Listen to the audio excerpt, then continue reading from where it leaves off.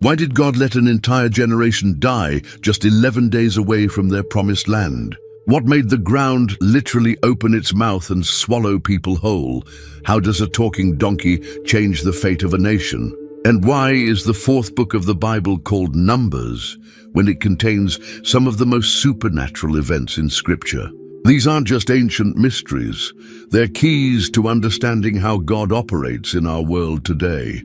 Numbers hold secrets that most Christians never discover, buried beneath genealogies and census lists that seem boring on the surface. But what if I told you that every rebellion recorded here mirrors struggles you face right now? What if the wilderness wandering isn't just history, but a mirror reflecting your own spiritual journey? Get ready to uncover why Numbers isn't just another Bible book. It's the handbook for surviving your own wilderness seasons. The desert air was thick with anticipation as God spoke to Moses in the wilderness of Sinai. It had been exactly 1 year since they escaped Egypt, and now the Lord had a special task. As recorded in chapter 1, verse 2, God commanded, "Take a census of all the congregation of the children of Israel, by their families, by their fathers' houses, according to the number of names, every male individually, from 20 years old and above, all who are able to go to war in Israel." Moses and Aaron didn't waste time. They called together the heads of each tribe, men whose names meant something to their people. These weren't random choices. God had specifically chosen leaders like Eliezer from Reuben, Shelumiel from Simeon, and Nahshon from Judah. Each man would count his own tribe's fighting men. The counting began tribe by tribe. Reuben's descendants produced 46,500 warriors. Simeon brought 59,300 men ready for battle. Gad contributed 45,650 fighters. As the numbers rolled in, something amazing became clear. Israel wasn't just a group of escaped slaves anymore. They were becoming an army. When all the counting finished, the total was staggering. Chapter 1, verse 46, records the final number. All who were numbered were 603,550, over 600,000 fighting men, each between 20 and 60 years old. If you added women, children, and older men, Israel had become a nation of nearly 2 million people. But there was one tribe missing from this military count. The Levites weren't numbered with the others. As God explained in verses 49 to 50, "Only the tribe of Levi you shall not number, nor take a census of them among the children of Israel. But you shall appoint the Levites over the tabernacle of the testimony, over all its furnishings, and over all things that belong to it." The Levites had a different job. They would be God's special servants. God wasn't finished organizing his people. Having an army was one thing, but where would 2 million people live in the desert? The answer came in chapter 2 with the most detailed camping instructions ever given. The Lord spoke to Moses and Aaron with precise directions. "Every one of the children of Israel shall camp by his own standard, beside the emblems of his father's house. They shall camp some distance from the tabernacle of meeting." Picture this massive camp from above. Right in the center sat the tabernacle, God's house on earth. This wasn't just any tent, but the place where the creator of the universe chose to live among his people. Around this holy center, the 12 tribes would arrange themselves in perfect order. On the east side, 3 tribes would camp together.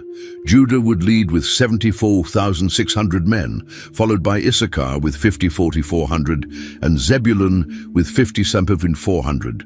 Their total eastern force, 186,400 warriors, all under Judah's leadership. These would be the first to march when the camp moved. The south side belonged to Reuben's division. Reuben brought 46,500 men, Simeon added 59,300, and Gad contributed 45,650. Together, they formed an army of 151,450 fighters. When it was time to move, Reuben's group would follow second. On the west, Ephraim commanded 40,500 warriors, Manasseh had 32,200, and Benjamin brought 35,400. Their combined force of 108,100 would march third in the great procession. Finally, Dan's division held the north with the largest group. Dan himself led 62,700 men, Asher added 41,500, and Naphtali contributed 50,400. This northern army of 157 to 600 would bring up the rear, protecting everyone from attacks behind. But the real beauty wasn't in the numbers, it was in the design. As chapter 2, verse 17 explains, "And the tabernacle of meeting shall move out with the camp of the Levites in the middle of the camps. As they camp, so they shall move out, everyone in his place, by their standards." While the other tribes prepared for war, the Levites received a completely different mission. God had chosen them for something far more dangerous than fighting human enemies. They would serve in his presence. Chapter 3 opens with a shocking declaration from the Lord in verse 12. "Now behold, I myself have taken the Levites from among the children of Israel, instead of all the firstborn who open the womb among the children of Israel. Therefore the Levites shall be mine." This wasn't random selection. God was making a trade. Remember when he killed every firstborn in Egypt but spared Israel's firstborn sons? Those boys belong to him now. But instead of claiming them all, God chose the entire tribe of Levi as his payment. Moses counted the Levites separately, and the numbers were interesting. From 1 month old and up, there were 22,000 Levite males. God then commanded Moses to count all the firstborn males in the rest of Israel. That number came to 22,273. The math was almost perfect, but 273 firstborn boys remained unclaimed. These families had to pay a redemption price of 5 shekels each to buy back their sons. The Levites weren't just thrown together randomly. God organized them into 3 distinct groups, each with specific duties. The descendants of Gershon would camp on the west side of the tabernacle. Their job involved the coverings, curtains, and screens, basically all the fabric parts of God's house. Kohath's family received the most sacred assignment. They would camp on the south side and handle the holy furniture inside the tabernacle. But there was a catch. They could only touch these items after the priests properly covered them. One glimpse of the ark or altar without proper covering meant instant death. The Merarites got the heavy lifting. Camping on the north side, they were responsible for the frames, bars, pillars, and sockets, all the structural elements that held God's house together. When it was time to move, they would disassemble and reassemble the entire framework. Aaron and his sons, the priests, held the most dangerous position of all. They camped directly east of the tabernacle entrance. As verse 38 warns, "And whoever comes near shall be put to death." Their job was to protect the holiness of God's dwelling place, even if it cost them their lives. Of all the Levites, the Kohathites had the most terrifying job. Chapter 4 describes their duties with deadly precision. These weren't casual instructions. One mistake could kill not just the guilty party, but potentially bring God's judgment on the entire nation. When the camp prepared to move, Aaron and his sons had to work fast. They would enter the most holy place and carefully take down the veil that separated God's presence from the people. This veil would become the covering for the Ark of the Covenant. Then, as verse 6 describes, "Then they shall put on it a covering of badger skins, and spread over that a cloth entirely of blue, and they shall insert its poles." Every sacred object required its own specific wrapping. The table of showbread got covered with blue cloth, then the dishes, spoons, bowls, and pitchers for pouring were placed on top.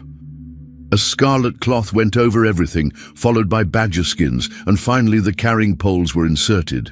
The golden lampstand received similar treatment: blue cloth, badger skins, then placed on a carrying frame. The golden altar got wrapped in blue cloth and badger skins with its poles. All the service utensils were bundled in blue cloth, covered with badger skins, and placed on carrying frames. But the bronze altar presented the biggest challenge. The priests had to remove the ashes and spread a purple cloth over it.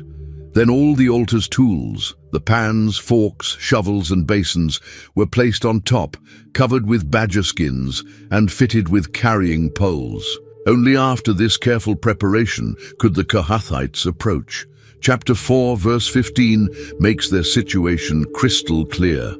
And when Aaron and his sons have finished covering the sanctuary and all the furnishings of the sanctuary, when the camp is set to go, then the sons of Kohath shall come to carry them, but they shall not touch any holy thing, lest they die.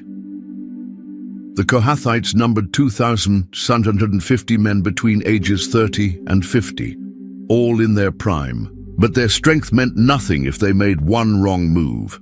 Eleazar, Aaron's son, supervised them personally, carrying the oil for the lampstand, the sweet incense, the daily grain offering, and the anointing oil. He couldn't delegate this responsibility to anyone else.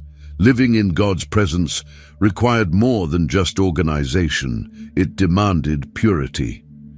Chapter 5 reveals how seriously God took cleanliness among his people. The Lord spoke to Moses with clear instructions in verse 2. Command the children of Israel that they put out of the camp every leper, everyone who has a discharge, and whoever becomes defiled by a corpse. This wasn't cruelty, it was protection. God's presence in the camp made it different from any other place on earth. As verse 3 explains, you shall put out both male and female. You shall put them outside the camp, that they may not defile their camps in the midst of which I dwell. But purity wasn't just about physical cleanliness. It extended to relationships and trust between people. If someone stole or cheated their neighbor, they couldn't just say sorry and move on. Verses 6 to 7 required full restoration. When a man or woman commits any sin that men commit in unfaithfulness toward the Lord, and that person is guilty, then he shall confess the sin which he has committed. He shall make restitution for his guilt in full, plus 1/5 of it, and give it to the one he has wronged. The most difficult situation involves suspected adultery. When a husband suspected his wife but had no proof, God provided a mysterious test. The woman would be brought to the priest with an offering of barley flour, no oil or incense, because this was an offering of jealousy, bringing sin to memory. The priest would prepare special water in an earthen vessel, mixing it with dust from the tabernacle floor. Then he would write the curses on a scroll and wash the ink into the bitter water. The woman had to drink this mixture while holding the grain offering. As described in verses 27-28, when he has made her drink the water, then it shall be, if she has defiled herself and behaved unfaithfully toward her husband, that the water that brings a curse will enter her and become bitter, and her belly will swell, her thigh will rot, and the woman will become a curse among her people. But if the woman has not defiled herself and is clean, then she will be free and may conceive children. This wasn't superstition. It was God's own judgment system, protecting both innocent wives from false accusations and guilty ones from hiding their sin. Sometimes people wanted to give God more than just regular obedience. Chapter 6 describes a special vow called the Nazirite commitment, a way for ordinary Israelites to dedicate themselves completely to the Lord.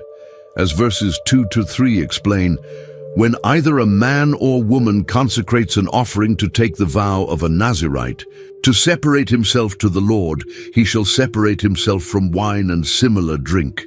He shall drink neither vinegar made from wine nor vinegar made from similar drink, neither shall he drink any grape juice, nor eat fresh grapes or raisins. The Nazirite made 3 specific promises. First, no alcohol or grape products would pass their lips. This wasn't about alcohol being evil. It was about total self-control and dependence on God alone for joy and strength. Second, no razor would touch their head. Verse 5 states, all the days of the vow of his separation, no razor shall come upon his head, until the days are fulfilled for which he separated himself to the Lord. He shall be holy. Then he shall let the locks of the hair of his head grow. Long hair became a visible sign of their dedication. Third, they couldn't go near dead bodies, not even their own family members. Verses 6-7 make this clear. All the days that he separates himself to the Lord, he shall not go near a dead body. He shall not make himself unclean even for his father or his mother, for his brother or his sister, when they die, because his consecration to God is on his head. If a Nazirite accidentally touched a corpse, they had to start over completely. They would shave their head, bring specific offerings, and begin their vow period again from day one. When the vow period ended, the ceremony was elaborate. The Nazirite would bring a male lamb for a burnt offering, a female lamb for a sin offering, and a ram for a peace offering, along with various grain and drink offerings. Then, as verse 18 describes, then the Nazirite shall shave his consecrated head at the door of the tabernacle of meeting, and shall take the hair from his consecrated head and put it on the fire which is under the sacrifice of the peace offering. But chapter 6 doesn't end with vows. It concludes with the most beautiful blessing in the Bible. God gave Aaron and his sons special words to speak over Israel, recorded in verses 24-26. The Lord bless you and keep you. The Lord make his face shine upon you and be gracious to you. The Lord lift up his countenance upon you and give you peace.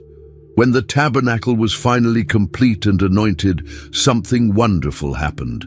The tribal leaders decided to bring gifts for its dedication. Chapter 7 records what became a 12-day celebration of generosity and worship. The leaders came together with an amazing gift described in verses 3. And they brought their offering before the Lord, 6 covered carts and 12 oxen, a cart for every 2 of the leaders, and for each one an ox. And they presented them before the tabernacle. God told Moses to accept these gifts and distribute them to the Levites for their service. The Gershonites received 2 carts and 4 oxen for transporting the tabernacle's coverings. The Merarites got 4 carts and 8 oxen for the heavy structural pieces. But the Kohathites received nothing. They had to carry the holy furniture on their shoulders. Then began the individual offerings.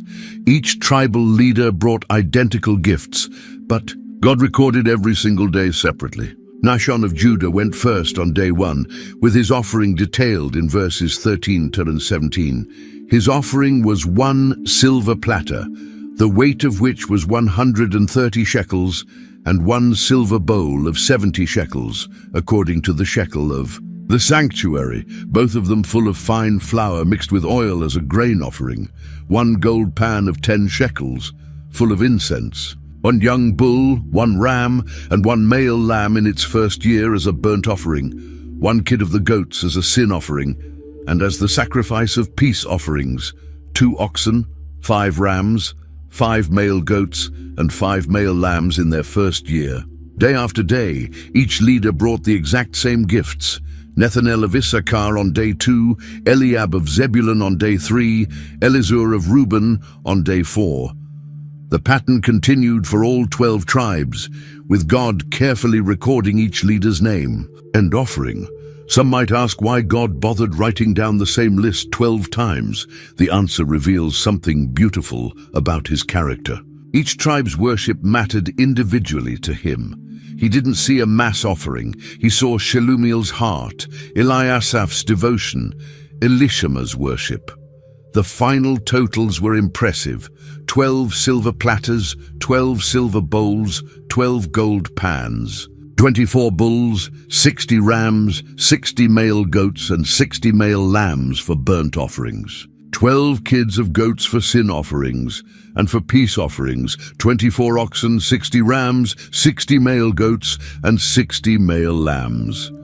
Chapter 7 ends with a stunning verse, 89. Now when Moses went into the tabernacle of meeting to speak with him, he heard the voice of one speaking to him from above the mercy seat that was on the ark of the testimony, from between the 2 cherubim. Thus he spoke to him. All this worship and generosity had accomplished something amazing. It opened communication between heaven and earth. As the great journey approached, God gave final instructions for his traveling sanctuary.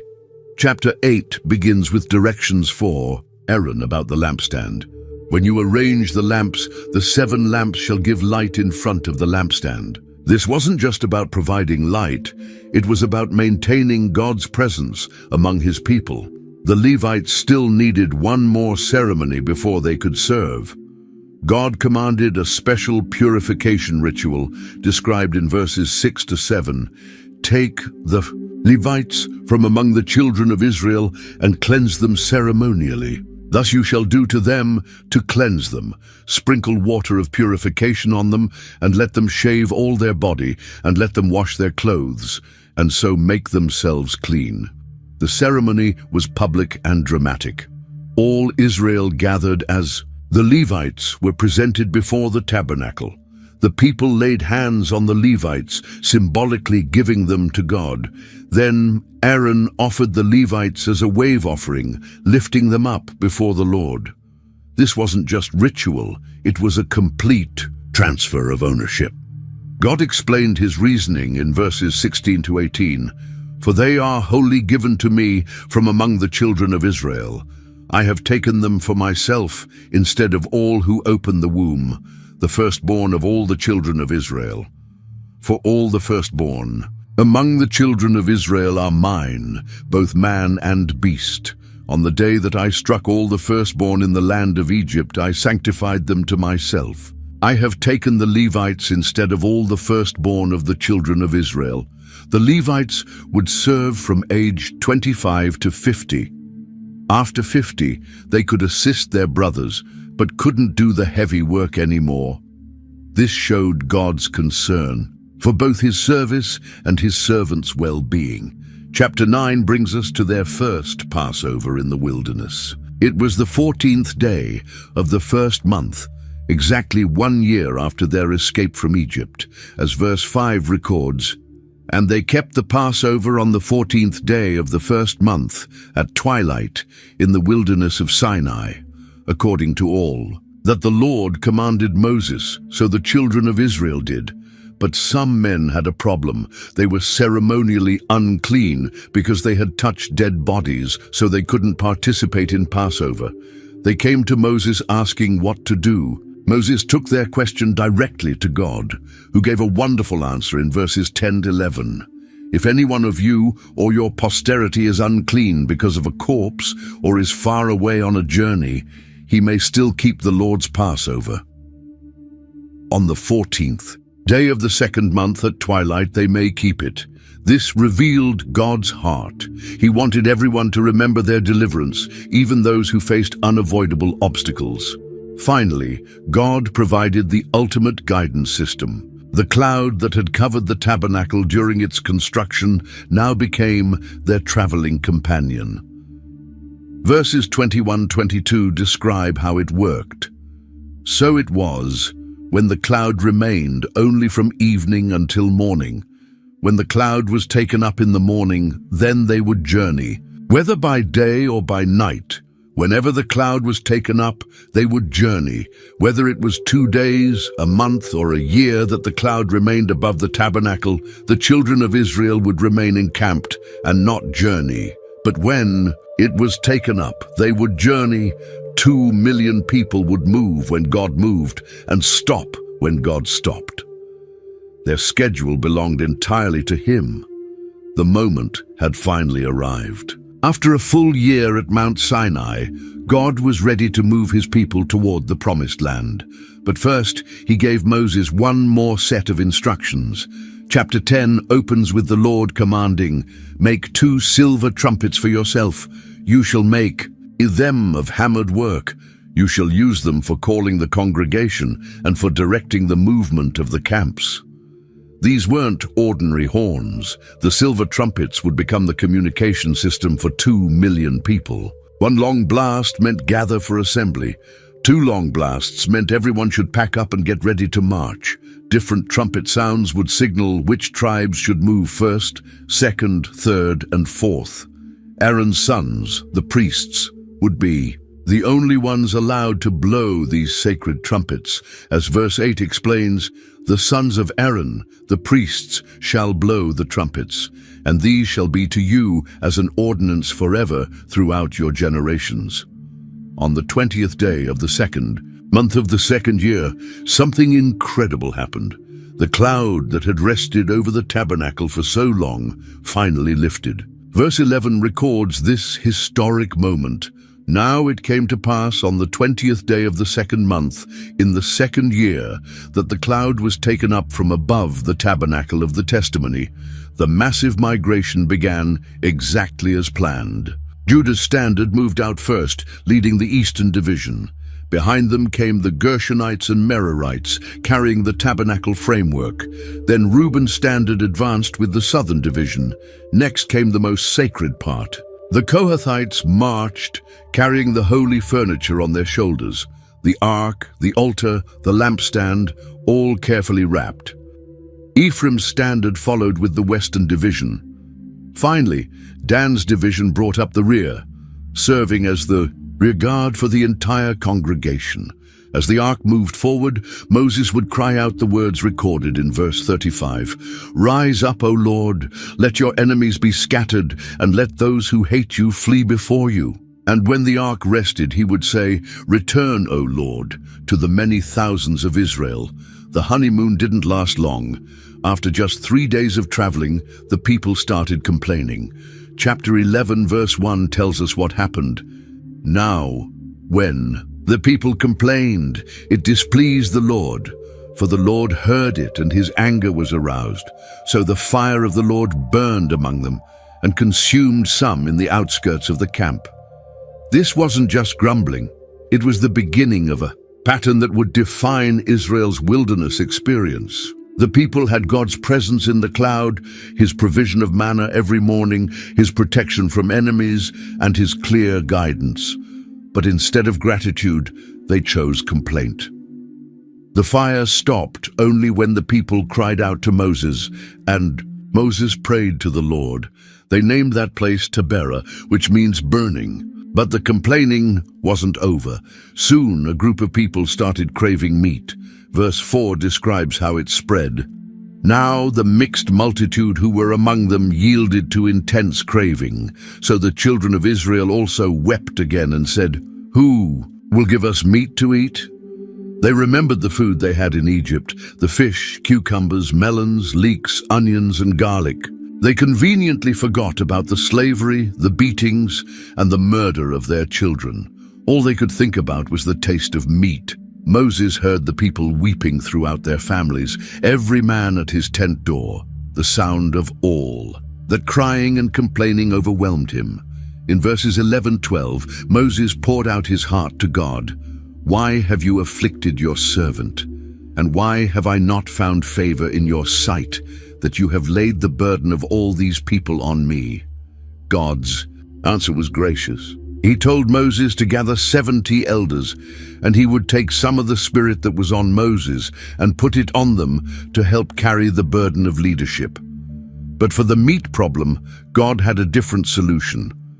In verse 18, he told Moses to tell the people, "Tomorrow you shall eat meat, for you have wept in the hearing of the Lord, saying, 'Who will give us meat to eat?' Therefore the Lord will give you meat, and you shall eat." God promised they would eat meat for a whole month, until it became loathsome to them. The next day, a wind from the Lord brought quail from the sea. The birds were piled up 3 feet deep all around the camp for a day's journey in every direction. They see. People spent all day, all night, and all the next day gathering quail. Even the person who gathered the least collected 10 homers, about 60 bushels. But while the meat was still between their teeth, the wrath of the Lord struck the people with a very great plague. They buried the people who had craved meat at a place they called Kibroth Hatava, which means graves of craving. Just when Moses thought things couldn't get more difficult, he faced his most personal attack yet. His own brother and sister turned against him. Chapter 12, verse 1, reveals the shocking beginning. Then Miriam and Aaron spoke against Moses because of the Ethiopian woman whom he had married, for he had married an Ethiopian woman. The complaint about Moses' wife seemed to be just an excuse. The real issue came out in verse 2. So they said, "Has the Lord indeed spoken only through Moses? Has he not spoken through us also?" and the Lord heard it. This wasn't just sibling rivalry. Miriam and Aaron were challenging Moses' unique relationship with God. They were essentially saying, "We're prophets too. Why should Moses be the only one who gets to speak for God?" But they had picked the wrong target. Verse 3 gives us a crucial detail about Moses' character. Now the man Moses was very humble, more than all men who were on the face of the earth. Moses wasn't defending himself or fighting back. He just quietly endured their attacks. God, however, would not let this challenge go unanswered. Suddenly, the Lord spoke to all three of them. "Come out, you three, to the tabernacle of meeting." When they came out, the Lord came down in the pillar of cloud and stood in the door of the tabernacle. God called Aaron and Miriam forward and spoke words that would settle the matter forever. In verses 6 to 8, the Lord explained, "Hear now my words. If there is a prophet among you, I, the Lord, make myself known to him in a vision. I speak to him in a dream. Not so with my servant Moses. He is faithful in all my house. I speak with him face to face, even plainly, and not in dark sayings. And he sees the form of the Lord. Why then were you not afraid to speak against my servant Moses?"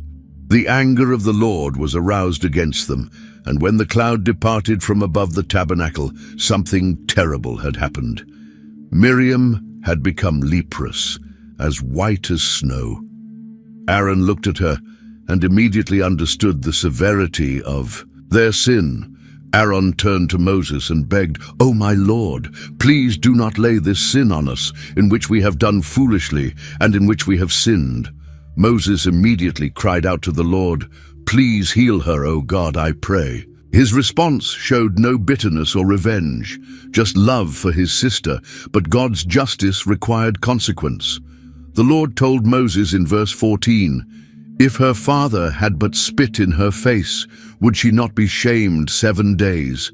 Let her be shut out of the camp 7 days, and afterward she may be received again." So Miriam was confined outside the camp for 7 days. The entire nation waited for her. They didn't move until she was brought back in. When the camp finally reached Kadesh Barnea, they were at the southern border of the Promised Land. The time had come to enter and possess what God had given them. But first, God allowed Moses to send scouts to explore the land. Chapter 13, verse 2 records the Lord's permission. "Send men to spy out the land of Canaan, which I am giving to the children of Israel. From each tribe of their fathers you shall send a man, everyone a leader among them." Moses carefully chose 12 men, one from each tribe. These weren't random soldiers, but tribal leaders.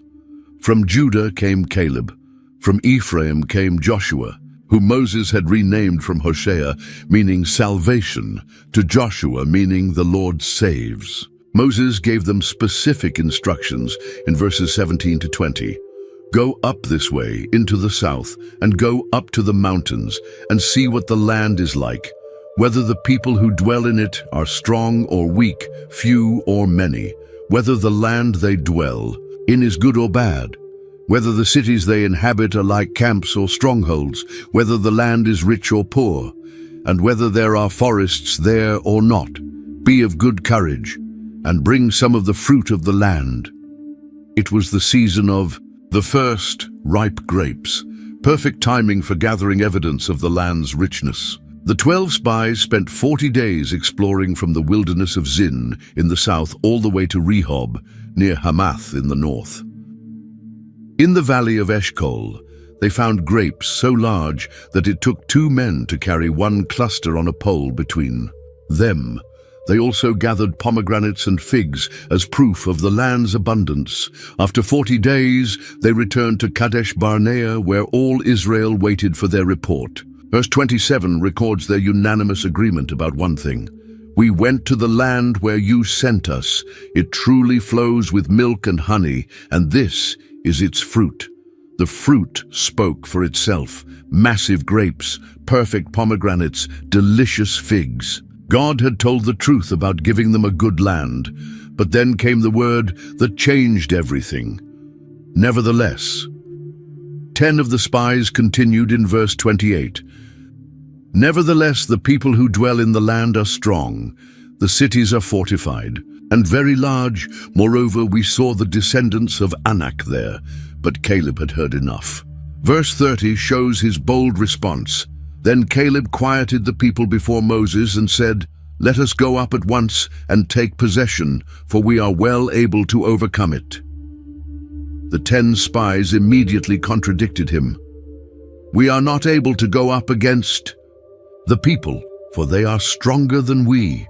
Then they brought an evil report, saying in verse 33, "There we saw the giants. The descendants of Anak came from the giants. And we were like grasshoppers in our own sight, and so we were in their sight." 2 reports, same land, same evidence, but completely different conclusions. That night, the camp erupted in panic. Chapter 14, verse 1 describes the scene. "So all the congregation lifted up their voices and cried, and the people wept that night." This wasn't quiet disappointment, this was mass hysteria. By morning, the people had made their decision.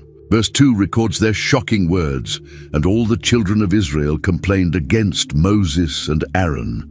And the whole congregation said to them, 'If only we had died in the land of Egypt, or if only we had died in this wilderness.'" But they weren't finished. Verse 3 reveals how completely they had rejected God's promise. "Why has the Lord brought us to this land to fall by the sword, that our wives and children should become victims? Would it not be better for us to return to Egypt?" Then came the ultimate act of rebellion. Verse 4, "So they said to one another, 'Let us select a leader and return to Egypt.'"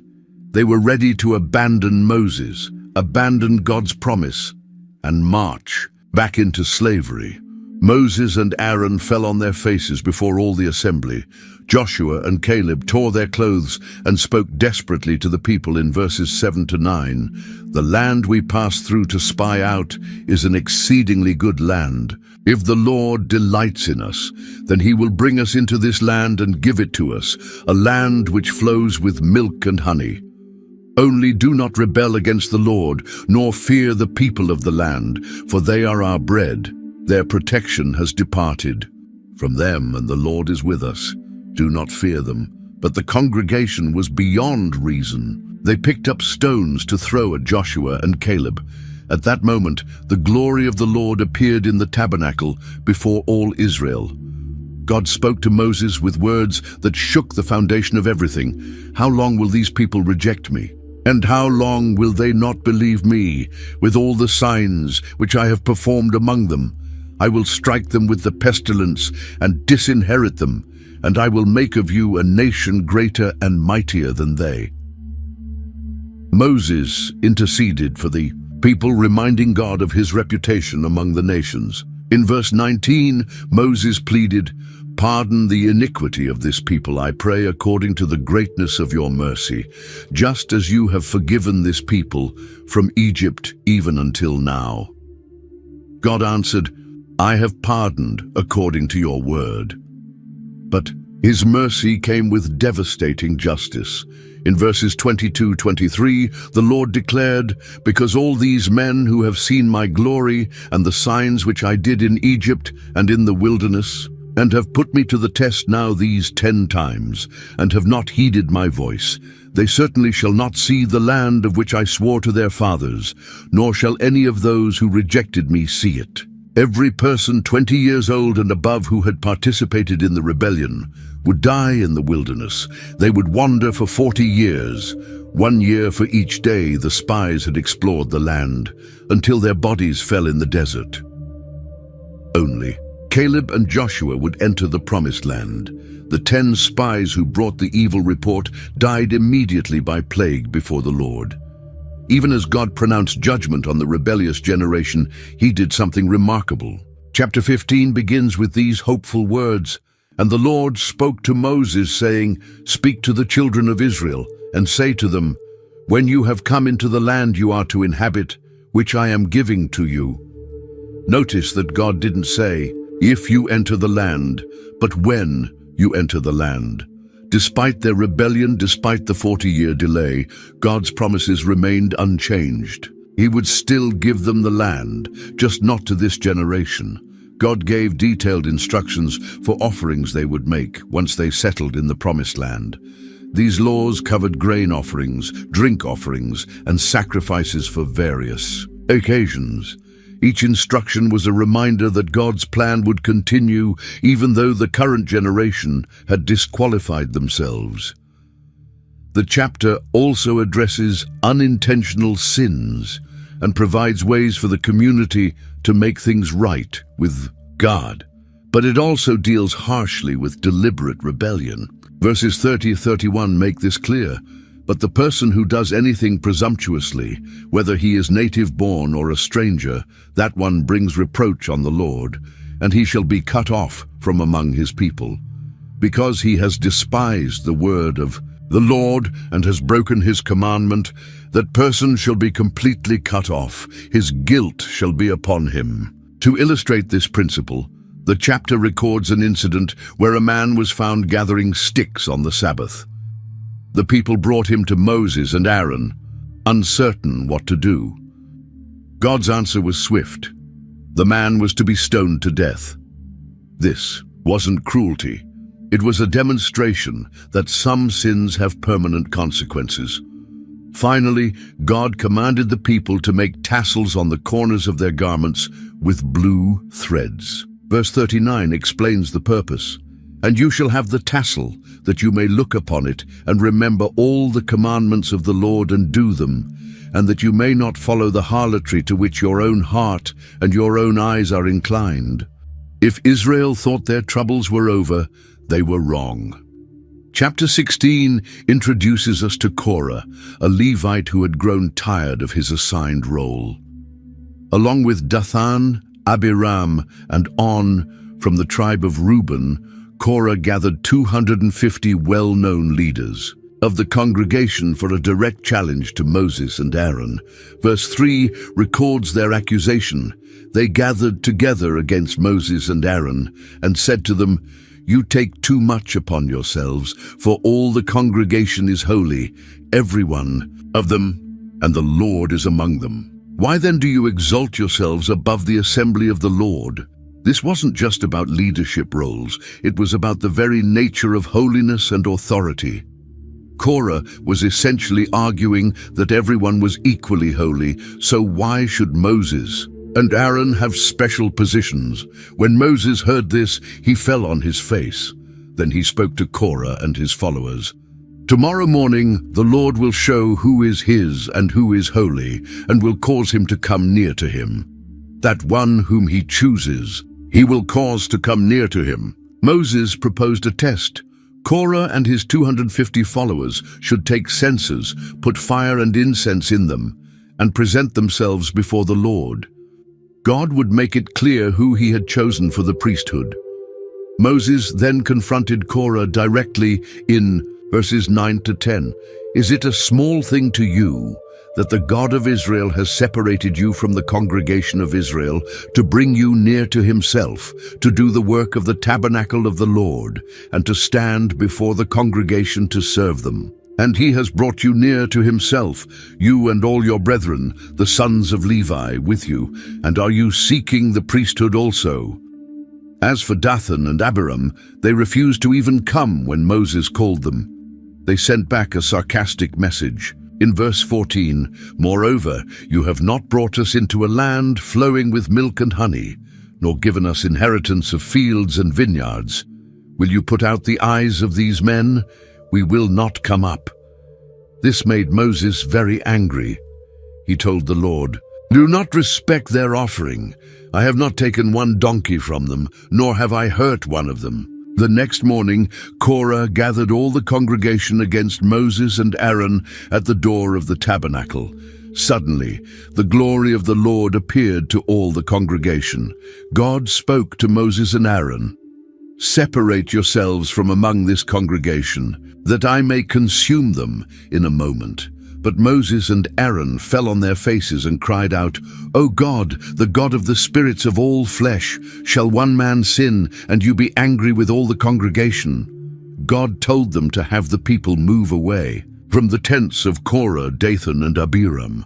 Moses then announced the test that would settle everything. In verses 28-30 he declared, "By this you shall know that the Lord has sent me to do all these works, for I have not done them of my own will. If these men die naturally like all men, or if they are visited by the common fate of all men, then the Lord has not sent me. But if the Lord creates a new thing, and the earth opens its mouth and swallows them up with all that belongs to them, and they go down alive into the pit, then you will understand that these men have rejected the Lord." As soon as Moses finished speaking, something unprecedented happened. Verse 31 records, "Now it came to pass, as he finished speaking all these words, that the ground split apart under them. The earth literally opened its mouth and swallowed Korah, Dathan, Abiram, their families, and all their possessions. They went down alive into the pit, and the earth closed over them. Meanwhile, fire came out from the Lord and consumed the 250 men who were offering incense." Even after such a dramatic display of God's judgment, some people still complained. Chapter 17, verse 6 tells us, "And all the congregation of the children of Israel complained against Moses and Aaron the next day, saying, 'You have killed the people of the Lord.' They blamed Moses and Aaron for the deaths, as if the two leaders had caused the earth to open. God's anger was kindled again, and he threatened to consume the whole congregation. Moses quickly told Aaron to take a censer with fire from the altar, add incense, and run into the midst of the congregation to make atonement for them. Aaron ran between the dead and the living, and the plague stopped. But not before 14,700 people died, in addition to those who died in Korah's rebellion. To settle the question of priestly authority once and for all, God commanded Moses to collect 12 rods, one from each tribal leader. Aaron's name was written on the rod for the tribe of Levi. All 12 rods were placed in the tabernacle before the testimony. God told Moses in verse 5, "And it shall be that the rod of the man whom I choose will blossom. Thus I will rid myself of the complaints of the children of Israel, which they make against you." The next morning, when Moses went into the tabernacle, something miraculous had happened. Verse 8 describes it. "Now it came to pass on the next day that Moses went into the tabernacle of witness, and behold, the rod of Aaron of the house of Levi had sprouted and put forth buds, had produced blossoms and yielded ripe almonds." Aaron's rod hadn't just budded. It had gone through an entire life cycle overnight. It sprouted, budded, blossomed, and produced ripe almonds, all while the other 11 rods remained unchanged. Moses brought out all the rods to show the people. Each man took his own rod, but God commanded that Aaron's rod be kept before the testimony as a sign against the rebels, to end their complaints against the priesthood.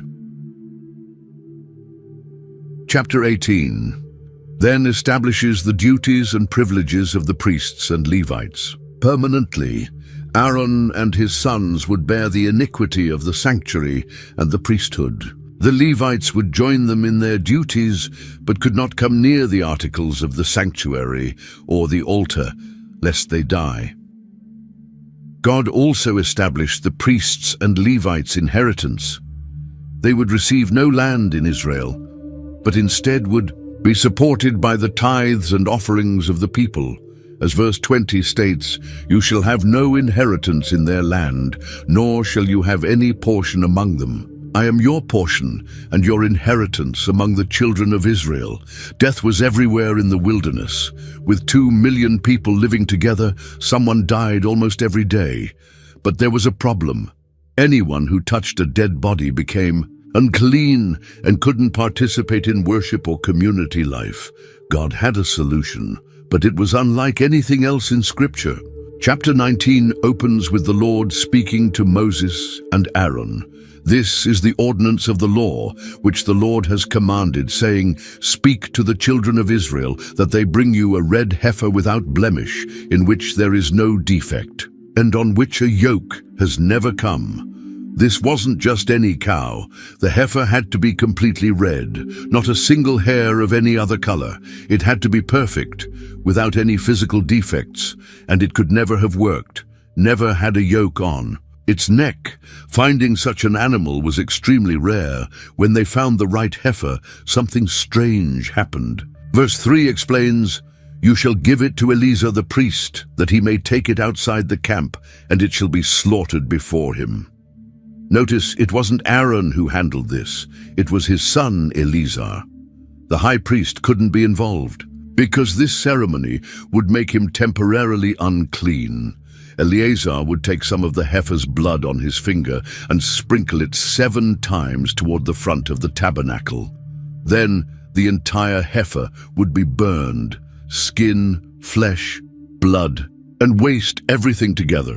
While it burned, the priest would throw cedar wood, hyssop, and scarlet wool into the fire. The priest who burned the heifer became unclean until evening. The man who gathered the ashes became unclean until evening. Even the man who burned the heifer became unclean until evening. Everyone involved in creating the purification water became contaminated by the process.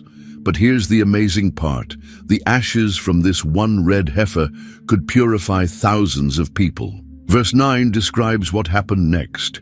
Then a man who is clean shall gather up the ashes of the heifer and store them outside the camp in a clean place, and they shall be kept for the congregation of the children of Israel for the water of purification. It is for purifying from sin. When someone needed cleansing from touching a dead body, they would mix some of these ashes with fresh running water. On the 3rd day after contact with death, someone would sprinkle this water on the unclean person using a hyssop branch.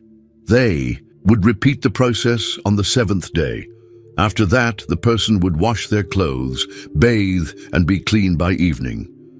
This law was permanent. Verse 21 makes it clear. It shall be a perpetual statute for them. Anyone who touched a dead body and didn't get purified would be cut off from Israel. Anyone who entered a tent where someone had died needed purification. Even objects in the tent became unclean. The red heifer ceremony was so rare that throughout all of Israel's history, only 9 red heifers were ever used.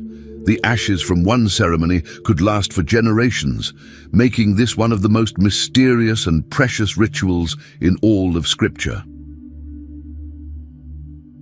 38. Long years had passed since the rebellion at Kadesh Barnea. An entire generation had died in the wilderness, just as God had promised. Now, in the 1st month of the 40th year, the people were back at Kadesh. Chapter 20, verse 1, records a moment that changed everything. Then the children of Israel, the whole congregation, came into the wilderness of Zin in the 1st month, and the people stayed in Kadesh. And Miriam died there and was buried there. Miriam's death was more than just the loss of Moses' sister. She had been the prophetess who led the women in celebration after crossing the Red Sea. She had protected baby Moses when Pharaoh's daughter found him in the river. She had been a leader in Israel for over 80 years.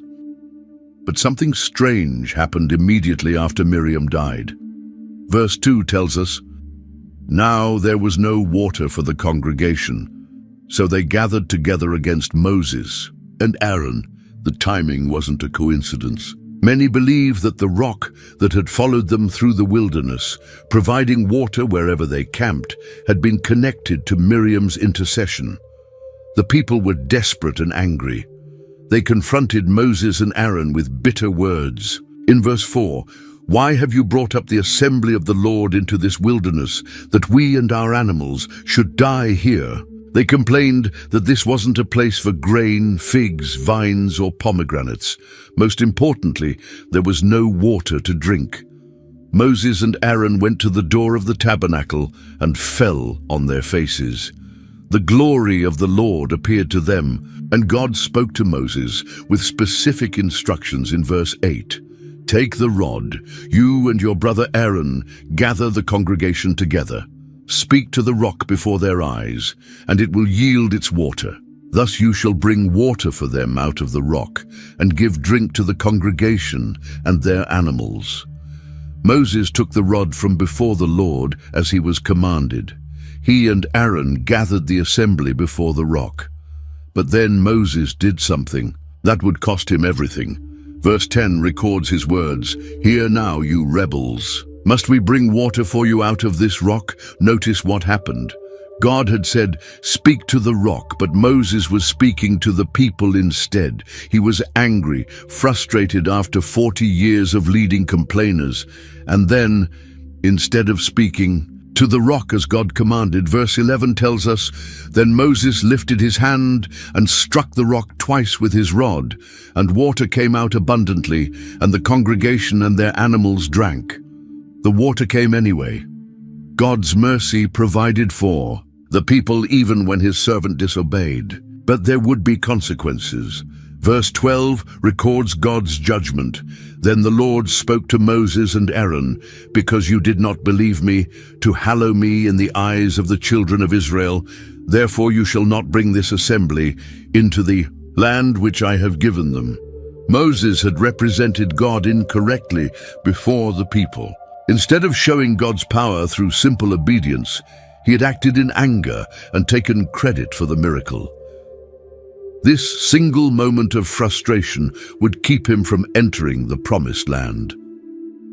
Later in the chapter, Aaron faced his own ending. God told Moses to take Aaron and his son Eleazar up Mount Hor. There in verse 26, Moses was to strip Aaron of his garments and put them on Eleazar his son. "For Aaron shall be gathered to his people and die there." Moses did as the Lord commanded. When the 3 men went up the mountain, only 2 came down. Verse 29 records, "Now, when all the congregation saw that Aaron was dead, they mourned for Aaron 30 days, even all the house of Israel." Aaron had served as high priest for 40 years. He had interceded for the people, made atonement for their sins, and stood between the living and the dead to stop plagues. Now his son Eleazar would carry on the priestly duties. For the first time in nearly 40 years, Israel tasted victory. Chapter 21 opens with the king of Arad attacking Israel as they traveled by the way of Atharim. This Canaanite king actually captured some Israelites, but this time, instead of panicking, Israel made a vow to the Lord. Verse 2 records their promise. "So Israel made a vow to the Lord and said, 'If you will indeed deliver this people into my hand, then I will utterly destroy their cities.'" This was faith in action. Instead of complaining, they were asking God to fight for them. God heard their vow and delivered the Canaanites into their hands. Verse 3 tells us, "And the Lord listened to the voice of Israel and delivered up the Canaanites, and they utterly destroyed them and their cities."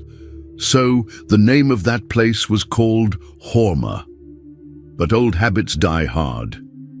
As they traveled around the land of Edom to avoid conflict, the people grew impatient with the journey. Verse 5 records their familiar complaint, "And the people spoke against God and against Moses. 'Why have you brought us up out of Egypt to die in the wilderness? For there is no food and no water, and our soul loathes this worthless bread.'" They were calling God's manna worthless bread.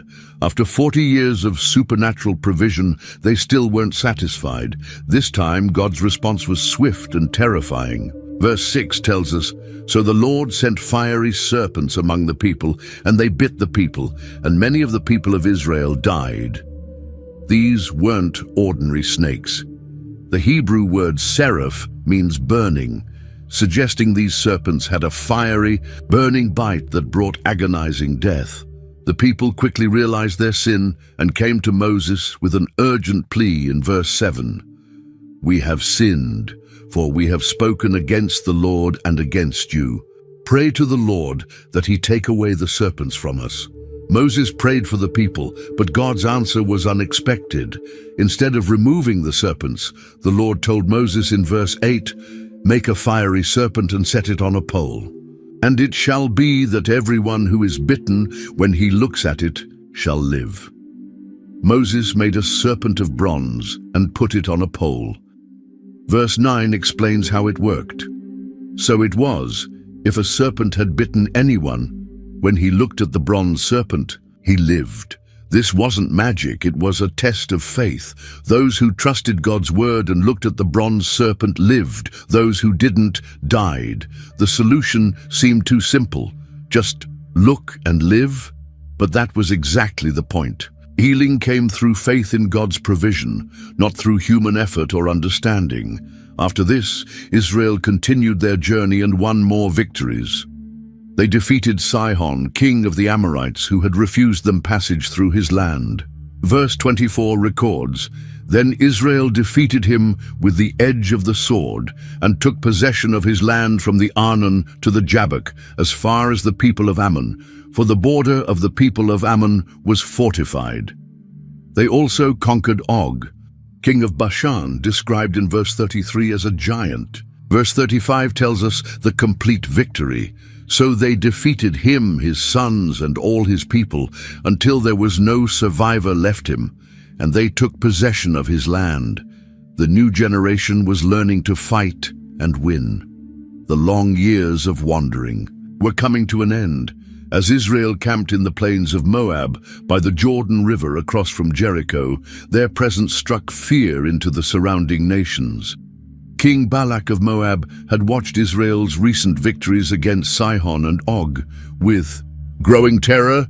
Chapter 22, verse 3 describes his panic. And Moab was exceedingly afraid of the people because they were many, and Moab was sick with dread because of the children of Israel. Balak knew he couldn't defeat Israel in battle, so he tried a different approach. He decided to hire a prophet to curse them, but not just any prophet. He wanted Balaam, the most famous seer in the region. Verse 6 records Balak's message, "Come now, curse this people for me, for they are too mighty for me. Perhaps I shall be able to defeat them and drive them out of the land. For I know that he whom you bless is blessed, and he whom you curse is accursed." Balaam lived in Pethor, near the Euphrates River, hundreds of miles away. But Balak was desperate enough to send messengers with divination fees all that distance. When the messengers arrived, they delivered Balak's request to Balaam that night. God came to Balaam and asked a simple question in verse 9.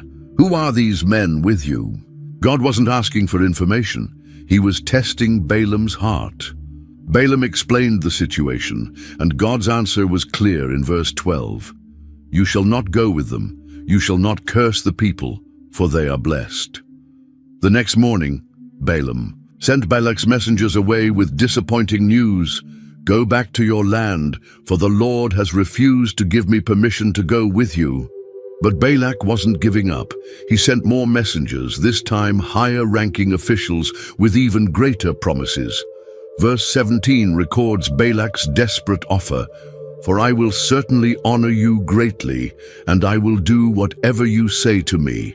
Therefore, please come, curse this people for me." Balaam's response sounded spiritual in verse 18. "Though Balak were to give me his house full of silver and gold, I cannot go beyond the word of the Lord my God to do less or more." But notice something troubling. He told them to stay the night while he inquired of the Lord again. Why was Balaam asking God again when God had already given a clear answer? The truth is, Balaam wanted the money and honor Balak was offering. God came to Balaam that night and said in verse 20, "If the men come to call you, rise and go with them. But only the word which I speak to you, that you shall do." This was permission with a warning. The next morning Balaam saddled his donkey and went with the Moabite princes. But verse 22 tells us, "Then God's anger was aroused because he went, and the angel of the Lord took his stand in the way as an adversary against him." Here's the problem. God had given Balaam permission to go, but only if the men came to call him. Instead, Balaam eagerly went with them. His heart was wrong, and God knew it. As Balaam rode his donkey along the path, something extraordinary happened. The donkey saw the angel of the Lord standing in the way with a drawn sword, but Balaam couldn't see anything. The donkey turned aside into the field. Balaam struck the donkey to get her back on the path. Then the angel stood in a narrow path, between two vineyard walls. Again, the donkey saw the angel and pressed against the wall, crushing Balaam's foot. Balaam struck her again. The angel moved to an even narrower place where there was no room to turn. This time the donkey lay down under Balaam. In anger, Balaam struck the donkey with his staff. Then something happened that changed everything. Verse 28 records, "Then the Lord opened the mouth of the donkey, and she said to Balaam, 'What have I done to you, that you have struck me these 3 times?'" Incredibly, Balaam answered the donkey as if talking animals were perfectly normal.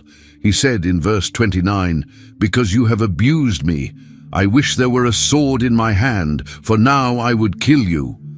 The donkey responded with perfect logic in verse 30, "Am I not your donkey on which you have ridden ever since I became yours to this day? Was I ever disposed to do this to you?" Then God opened Balaam's eyes, and he saw the angel of the Lord standing in the way with his sword drawn. Balaam immediately fell flat on his face. The angel asked in verse 32, "Why have you struck your donkey these 3 times? Behold, I have come out to stand against you, because your way is perverse before me." The angel explained that the donkey had actually saved Balaam's life by turning aside. If she hadn't seen the angel and avoided him, Balaam would have been killed. Balaam confessed his sin and offered to return home. But the angel told him to continue with the men, speaking only the words God would give him. When Balaam finally reached King Balak, the Moabite ruler, wasted no time. He took Balaam to the high places of Baal, where they could see a portion of Israel's camp spread out below. Chapter 23 verse 2 tells us they built 7 altars and offered a bull and ram on each one. Balaam told Balak to stand by his burnt offering while he went aside to meet with the Lord. God put a word in Balaam's mouth, and when he returned, Balaam delivered his first oracle. But instead of a curse, blessing came out of his mouth. Verse 7 to 10 records his prophecy. "From Aram Balak has brought me the king of Moab from the eastern mountains. Come, curse Jacob for me, and come, denounce Israel. How shall I curse whom God has not cursed? And how shall I denounce whom the Lord has not denounced? For from the top of the rocks I see him, and from the hills I behold him. There a people dwelling alone, not reckoning itself among the nations. Who can count the dust of Jacob, or number 1/4 of Israel? Let me die the death of the righteous, and let my end be like his." Balak was furious. In verse 11 he demanded, "What have you done to me? I took you to curse my enemies, and look, you have blessed them bountifully." Balaam could only answer, "Must I not take heed to speak what the Lord has put in my mouth?" Determined to try again, Balak took Balaam to the field of Zophim on top of Mount Pisgah. They built 7 more altars and offered the same sacrifices. Again, Balaam went to meet with God, and again he returned with a blessing instead of a curse. His second oracle, recorded in verses 18-24, was even more powerful. "Rise up, Balak, and hear. Listen to me, son of Zippor. God is not a man that he should lie, nor a son of man that he should repent. Has he said, and will he not do? Or has he spoken, and will he not make it good? Behold, I have received a command to bless. He has blessed, and I cannot reverse it."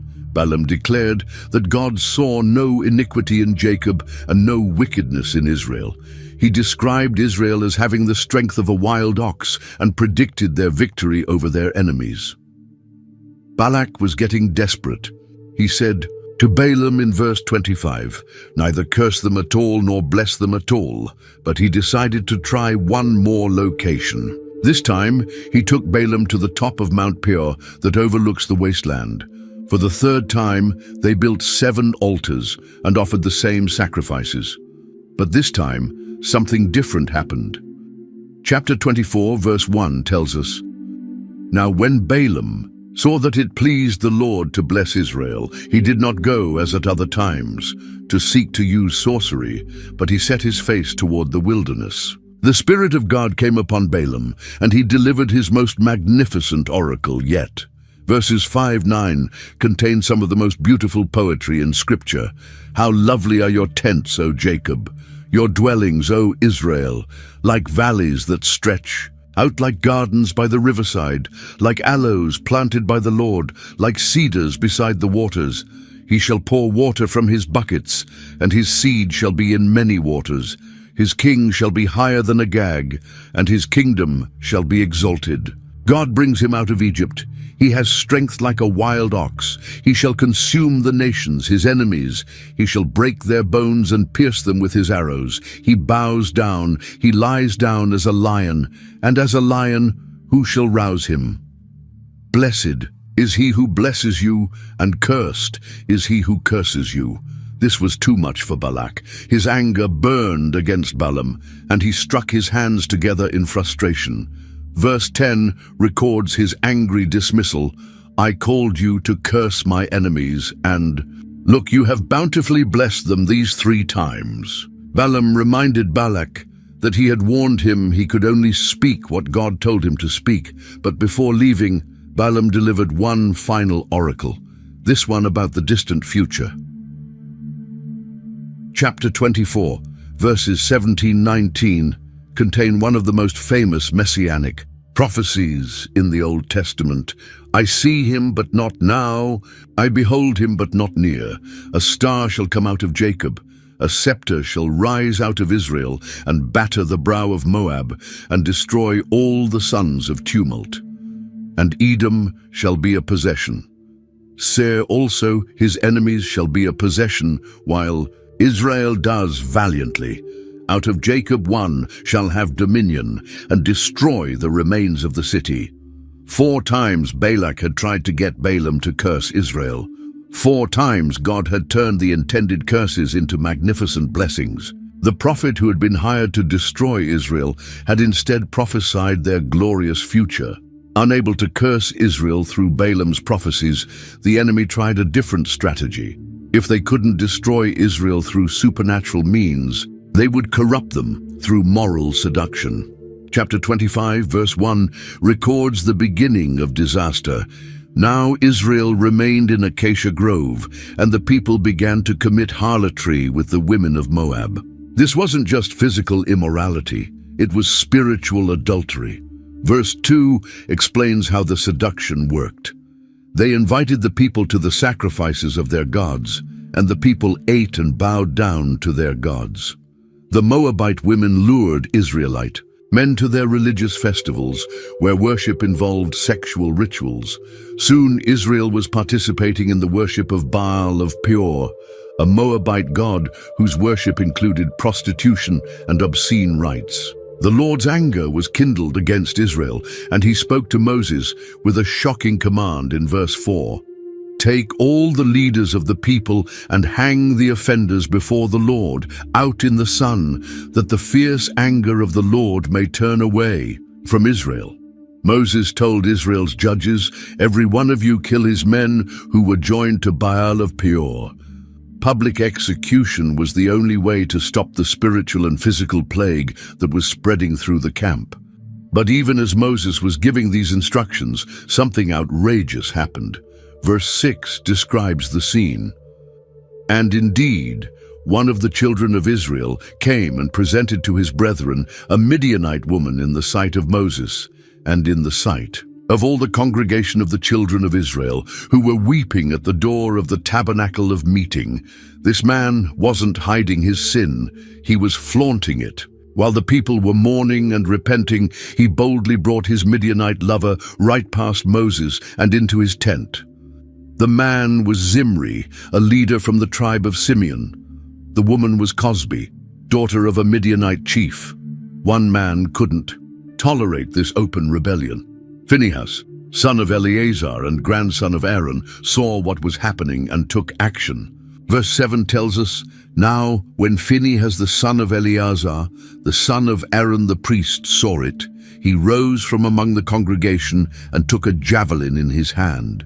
Phinehas followed the couple into the tent and drove his spear through both of them with one thrust." Verse 8 records the result. "So the plague was stopped among the children of Israel, but the damage was severe." Verse 9 tells us, "And those who died in the plague were 24,000.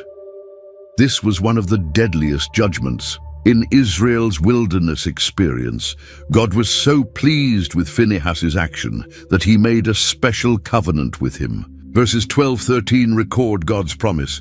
"Therefore say, Behold, I give to him my covenant of peace, and it shall be to him and his descendants after him a covenant of an everlasting priesthood, because he was zealous for his God, and made atonement for the children of Israel."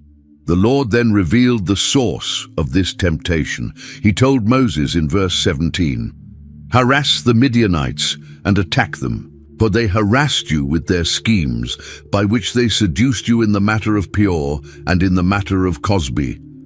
Later, we learn that this whole seduction scheme was Balaam's idea. Since he couldn't curse Israel, he had advised the Midianites and Moabites to corrupt them through sexual temptation and idol worship. It was a diabolical plan that nearly worked. After the plague at Baal Peor, God commanded Moses and Eleazar to take another census. It had been 38 years since the first counting at Mount Sinai. Chapter 26, verse 2 records the Lord's instruction. "Take a census of all the congregation of the children of Israel from 20 years old and above, by their fathers' houses, all who are able to go to war in Israel." This wasn't just about numbers, it was about transformation. The generation that had rebelled at Kadesh Barnea was gone. These were their children, born in the wilderness, trained by hardship, and ready for conquest. The counting began with Reuben, Jacob's firstborn. His tribe now numbered 43,130 men, down from 46,500 in the first census. Simeon's tribe had suffered the most dramatic decrease, dropping from 59,300 to 22,200, a loss of over 37,000 men, likely due to their heavy involvement in the Baal Peor incident. Gad increased slightly, from 45,650 to 4,500. Judah grew from 74,600 to 76,500. Issachar jumped from 54,400 to 64,300.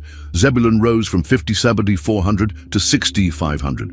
The descendants of Joseph were counted in two tribes. Ephraim decreased from 4,500 to 30,500, while Manasseh increased dramatically from 32,200 to 52,700.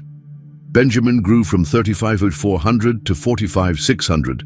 Dan had the largest tribe with 64,400 men, up from 62,700. Asher increased from 41,500 to 53,400. Naphtali decreased slightly from 53,400 to 45,400. When all the counting finished, the total was recorded in verse 51. "These are those who were numbered of the children of Israel, 601,730. The new total was 601,730 fighting men, only 1,120 fewer than the original 603,550. This was remarkable. Despite 40 years of death in the wilderness, despite plagues that killed tens of thousands, despite the complete elimination of the rebellious generation, Israel's military strength was virtually unchanged. God had kept his promise to maintain their numbers, but there was something even more significant. Verse 64 tells us, "But among these there was not a man of those who were numbered by Moses and Aaron the priest when they numbered the children of Israel in the wilderness of Sinai." Only 3 men from the original census were still alive: Moses, Joshua, and Caleb. Verse 65 explains why. "For the Lord had said of them, they shall surely die in the wilderness."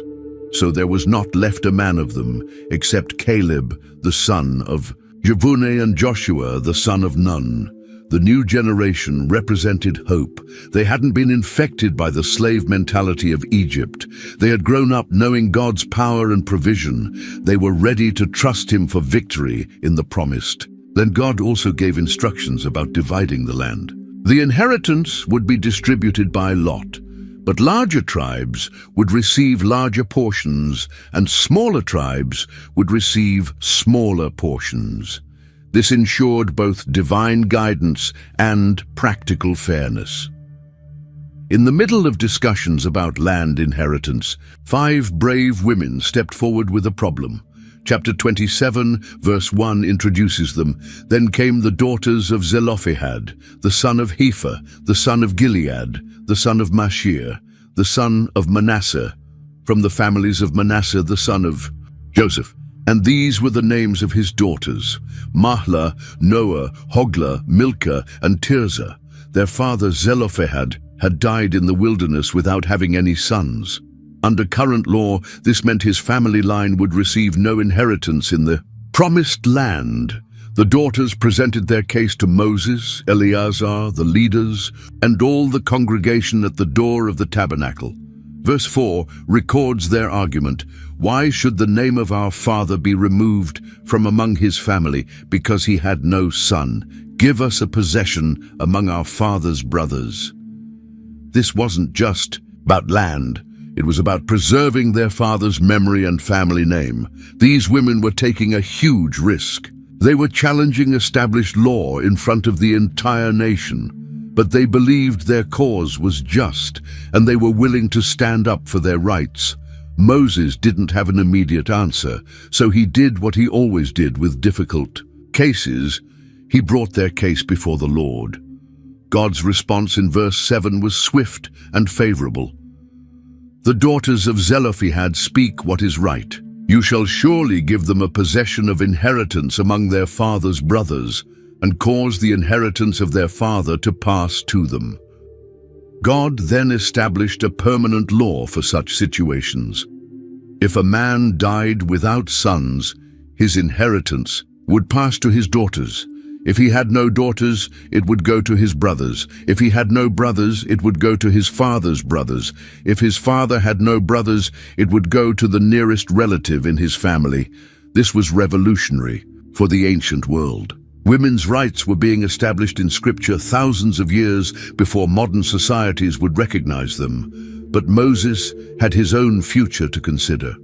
He was now 120 years old and knew his death was approaching. The Lord told him in verse 12, Go up into this Mount Abarim and see the land which I have given to the children of Israel. God reminded Moses that he would not enter the land because of his disobedience at the waters of Meribah. But Moses wasn't thinking about himself. He was worried about the people. Verse 16 records his concern.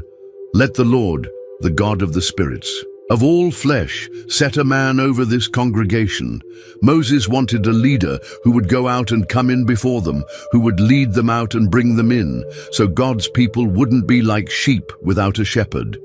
God's answer was immediate. In verse 18, the Lord said, Take Joshua the son of Nun with you, a man in whom is the Spirit, and lay your hand on him. Joshua had been Moses' assistant for 40 years. He had been one of the faithful spies. He had the Spirit of God and the respect of the people. The commissioning ceremony was public and formal. Moses was to set Joshua before Eleazar the priest and before all the congregation. He was to lay hands on him and give him some of his authority so all the congregation would obey him. Verse 21 established the working relationship between Joshua and Eleazar. He shall stand before Eleazar the priest, who shall inquire before the Lord for him by the judgment of the Urim. At his word they shall go out, and at his word they shall come in, both he and all the children of Israel with him, all the congregation. Moses did exactly as the Lord commanded. He took Joshua, set him before Eleazar and the congregation, laid hands on him, and commissioned him as God had directed. The leadership transition was complete and public, ensuring no confusion about who would lead Israel into the Promised Land. As Israel prepared to enter the Promised Land, God wanted them to understand how worship would work in their new home. Chapters 28 and 29 contain the most complete worship calendar in all of Scripture. The Lord spoke to Moses with detailed instructions about offerings, saying in chapter 28, verse 2, "Command the children of Israel and say to them, my offering, my food for my offerings made by fire as a sweet aroma to me, you shall be careful to offer to me at their appointed time." Every single day would begin with worship. Morning and evening, the priests would offer a 1-year-old male lamb without blemish as a burnt offering. With each lamb came a grain offering of fine flour mixed with oil and a drink offering of wine. Verse 6 explains this was a regular burnt offering which was ordained at Mount Sinai for a sweet aroma, an offering made by fire to the Lord. The Sabbath required additional offerings. Beyond the daily sacrifices, verse 9 commanded, "And on the Sabbath day, 2 lambs in their first year, without blemish, and 2/10 of an ephah of fine flour as a grain offering, mixed with oil, with its drink offering." The Sabbath was special, so it deserved extra worship. Each month brought new celebrations. At the beginning of every month, they would offer 2 young bulls, 1 ram, and 7 male lambs as burnt offerings, along with their grain and drink offerings. They would also sacrifice 1 kid of the goats as a sin offering. These new moon festivals reminded Israel that their time belonged to God. But the biggest celebrations came during the appointed festivals. Passover lasted 8 days and required massive amounts of sacrifices. For 7 days straight, they would offer 2 young bulls, 1 ram, and 7 male lambs daily, plus 1 goat for a sin offering. The grain and drink offerings that accompanied these sacrifices were enormous. The Feast of Weeks, also called Pentecost, had its own special requirements. 7 weeks after Passover, they would offer 2 young bulls, 1 ram, 7 male lambs, and 1 kid of the goats, along with grain and drink offerings. The 7th month was packed with holy days. The Feast of Trumpets began the month with trumpet, blasts, and special sacrifices. 10 days later came the Day of Atonement, the most solemn day of the year, when the high priest would enter the most holy place to make atonement for the entire nation. But the biggest celebration was the Feast of Tabernacles, lasting 8 days. Chapter 29 describes the staggering number of animals sacrificed during this festival. On the first day alone, they would offer 13 young bulls, 2 rams, 14 male lambs, and 1 kid of the goats. Each day, the number of bulls decreased by 1, so by the 7th day they were offering 7 bulls. The total for all 8 days was 70 bulls, 14 rams, 98 lambs, and 8 goats.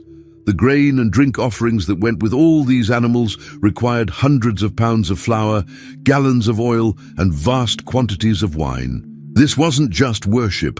It was a massive community celebration that involved everyone in Israel. These festivals did more than honor God.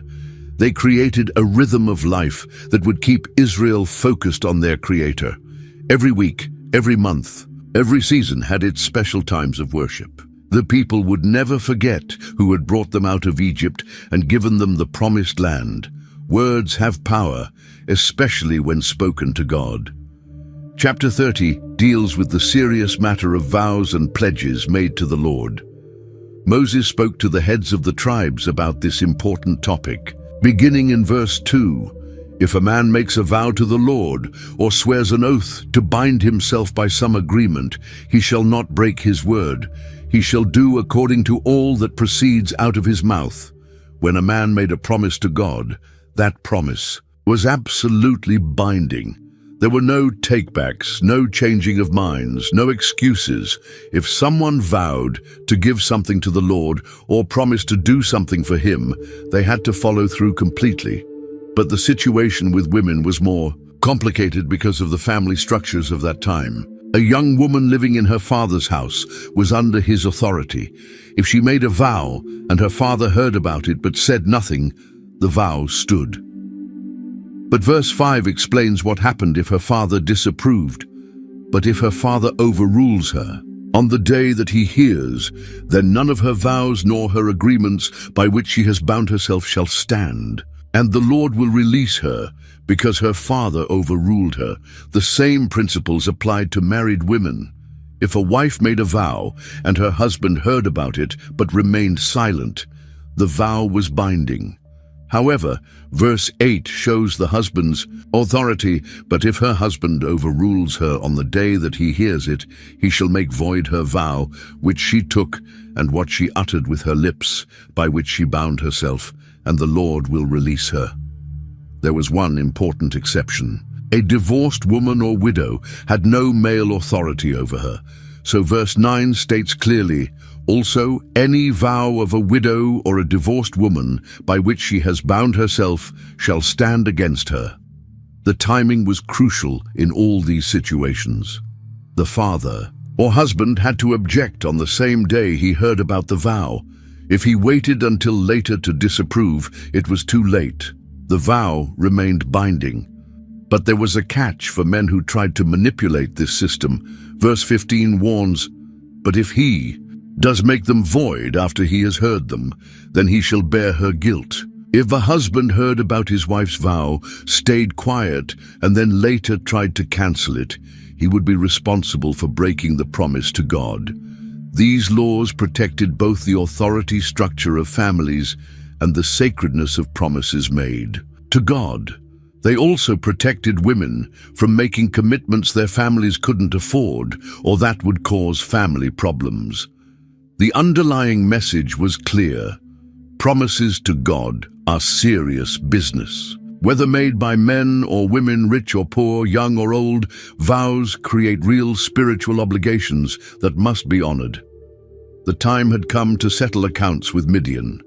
These people had seduced Israel into the terrible sin at Baal Peor, causing the death of 24,000 Israelites. Chapter 31 verse 2 records God's command to Moses, "Take vengeance on the Midianites for the children of Israel.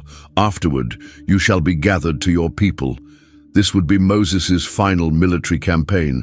God wanted the Midianites punished before Moses died, and he wanted Israel to learn important lessons about holy war before entering the Promised Land. Moses chose 1,000 men from each tribe, 12,000 warriors total. But the spiritual leadership was just as important as the military force. Verse 6 tells us, "Then Moses sent them to the war, 1,000 from each tribe. He sent them to the war with Phinehas, the son of Eleazar the priest, with the holy articles and the signal trumpets in his hand.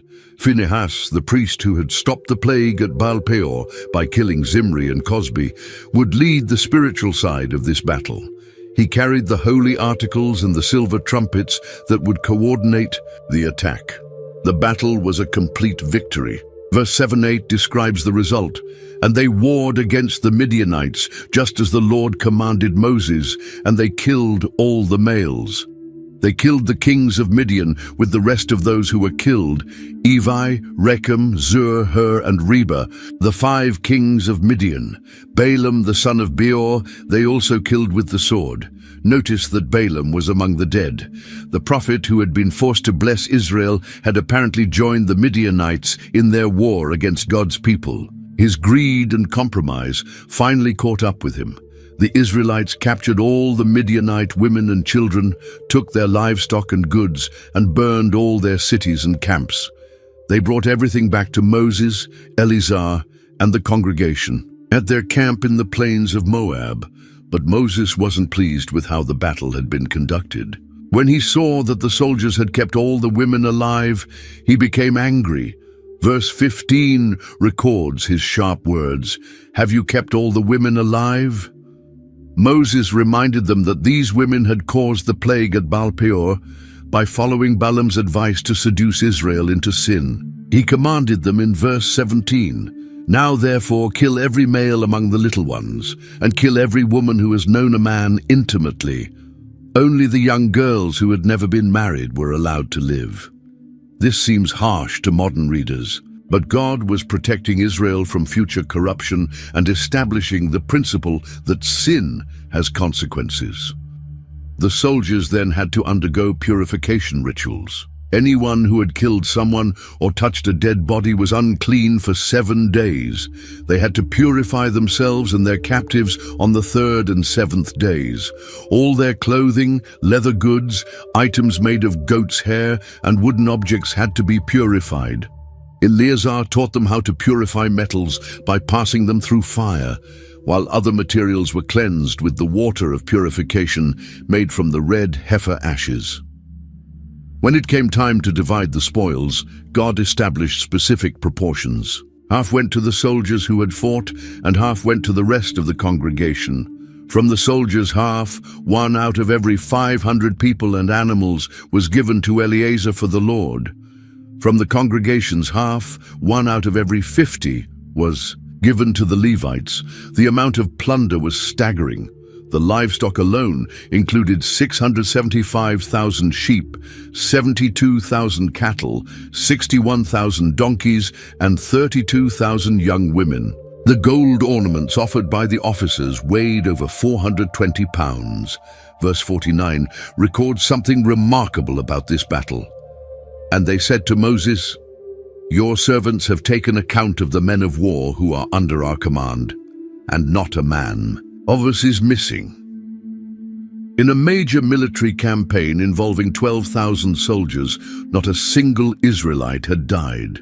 This was clearly God's victory, not just a human achievement. As Israel prepared to cross the Jordan River, 2.5 tribes made an unexpected request. The tribes of Reuben and Gad had massive herds of livestock, and the land east of the Jordan looked perfect for grazing. Chapter 32, verse 1 sets the scene. Now the children of Reuben and the children of Gad had a very great multitude of livestock, and when they saw the land of Jazer and the land of Gilead, that indeed the region was a place for livestock. These tribes came to Moses, Eleazar, and the leaders with their proposal in verse 5. "If we have found favor in your sight, let this land be given to your servants as a possession. Do not take us over the Jordan." Moses' reaction was immediate and angry. He saw their request as cowardice and betrayal. In verses 6 to 7 he demanded, "Shall your brethren go to war while you sit here? Now why will you discourage the heart of the children of Israel from going over into the land which the Lord has given them?" Moses reminded them of what had happened when the spies brought back their fearful report from the promised land. That generation's lack of faith had cost them 40 years in the wilderness. Now Moses feared these tribes were doing the same thing, discouraging the people from trusting God for victory. Verses 13 to 15 show Moses' frustration. "So the Lord's anger was aroused against Israel, and he made them wander in the wilderness 40 years, until all the generation that had done evil in the sight of the Lord was gone. And look, you have risen in your father's place, a brood of sinful men, to increase still more the fierce anger of the Lord against Israel. For if you turn away from following him, he will once again leave them in the wilderness, and you will destroy all these people." But Reuben and Gad quickly clarified their intentions. They weren't trying to avoid the fighting. They wanted to build sheepfolds for their livestock and cities for their families, and then join the battle. Verse 17 records their promise. "But we ourselves will be armed, ready to go before the children of Israel until we have brought them to their place. And our little ones will dwell in the fortified cities because of the inhabitants of the land." They assured Moses they wouldn't return to their homes until every Israelite had received their inheritance west of the Jordan. They were willing to fight, but they wanted their families and livestock settled safely first. Half the tribe of Manasseh also joined this request, bringing the total to 2.5 tribes wanting to settle east of the Jordan. Moses agreed to their proposal, but with strict conditions. Verse 20-22 records his terms. If you do this thing, if you arm yourselves before the Lord for the war, and all your armed men cross over the Jordan before the Lord, until he has driven out his enemies from before him, and the land is subdued before the Lord, then afterward you may return and be blameless before the Lord and before Israel, and this land shall be your possession before the Lord. But Moses also warned them of the consequences if they broke their promise. Verse 23 contains his famous warning, "But if you do not do so, then take note, you have sinned against the Lord, and be sure your sin will find you out." The eastern tribes accepted these conditions completely. They built cities for their families and folds for their sheep, then prepared for war. The men would cross the Jordan armed and ready to fight until all the land was conquered. Moses gave final instructions to Eleazar, Joshua, and the tribal leaders about this arrangement. If the eastern tribes kept their promise and fought, they would receive the land of Gilead as their possession. If they failed to cross over armed for battle, they would have to take their inheritance west of the Jordan with everyone else. The agreement was settled. Reuben, Gad, and half of Manasseh would inherit the lands of Sihon, king of the Amorites, and Og, king of Bashan, the territories Israel had already conquered. But first, they would help their brothers conquer the Promised Land before Israel entered. The Promised Land, Moses did something remarkable. He sat down and wrote out a complete travel journal of their 40-year wilderness journey. Chapter 33, verse 1, introduces this amazing record. These are the journeys of the children of Israel, who went out of the land of Egypt by their armies under the hand of Moses and Aaron. Verse 2 explains how Moses kept track. Now Moses wrote down the starting points of their journeys at the command of the Lord, and these are their journeys according to their starting points. Moses had been keeping a detailed log all along, recording every place they camped during 4 decades in the desert. The journey began at Ramesses in Egypt on the 15th day of the first month, the day after Passover. The Israelites went out boldly while the Egyptians were burying their firstborn sons whom the Lord had killed. From Ramesses they traveled to Succoth, then to Etham on the edge of the wilderness. Moses recorded every single stop. Pi Hahiroth, where they crossed the Red Sea. Marah, where the bitter water was made sweet. Elim, with its 12 wells and 70 palm trees, the wilderness of Sin. Dophkah, Alush, Rephidim, where they fought Amalek and Moses held up his hands for victory. Then came Mount Sinai, where they stayed for almost a year, receiving God's law and building the tabernacle. Moses listed the camps in the wilderness of Paran, Kibroth Hatava, where they buried the people who craved meat. Hazeroth, where Miriam became leprous. Rithmah, Rimmon, Perez, Libnah, Rissa, and many others. Some places had special significance. Kadesh Barnea appeared twice in the list. Once when they first arrived and sent out the spies, and again decades later when they returned during their final year of wandering. Between these 2 visits to Kadesh, Moses recorded 19 different camping places, showing how thoroughly they had wandered in the wilderness. The list includes places where important events happened. Mount Hor was where Aaron died and was buried. The people mourned for him 30 days before moving on to their next camp at Zalmonah. Verse 38 gives us the exact date of Aaron's death. Then Aaron the priest went up to Mount Hor at the command of the Lord, and died there in the 40th year after the children of Israel had come out of the land of Egypt on the first day of the 5th month. The final entries in Moses' journal show Israel's approach to the Promised Land. They camped in the plains of Moab by the Jordan River across from Jericho, the staging area for their conquest of Canaan. Each of these 42 stops represented a chapter in Israel's education. Some places taught them about God's provision, like Elim with its abundant water and shade. Others taught hard lessons about the consequences of disobedience, like Kibroth Hatava, the graves of craving. Moses' detailed record served multiple purposes. It showed God's faithful guidance through every step of their journey. It provided a historical record for future generations. And it demonstrated that nothing in their wilderness experience had been wasted.